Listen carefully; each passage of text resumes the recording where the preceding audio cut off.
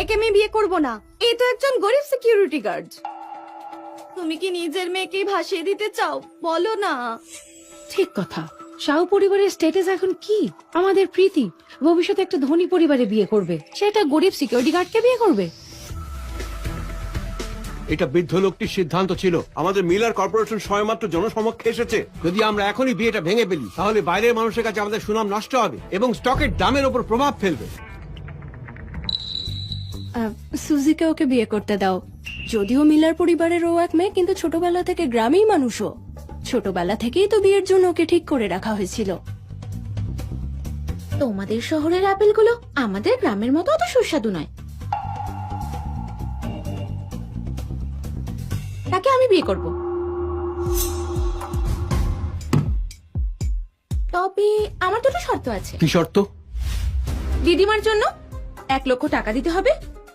দ্বিতীয়, আমায় জিনিয়া হোটেলে কাজের ব্যবস্থা করে দিতে হবে। হোয়াট?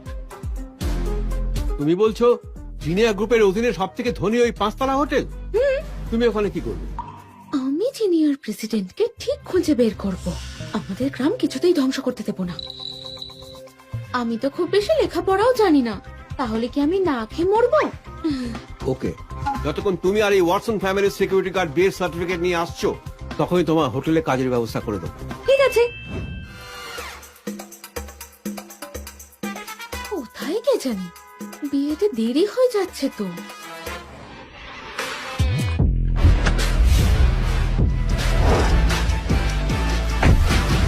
মিস্টার ওয়াটসন, আপনি এরকম পোশাক পরে আছেন কেন?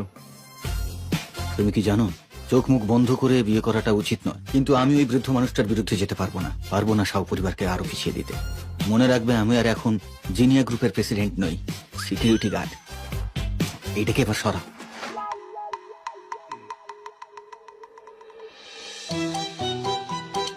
তুমি ড্যানি?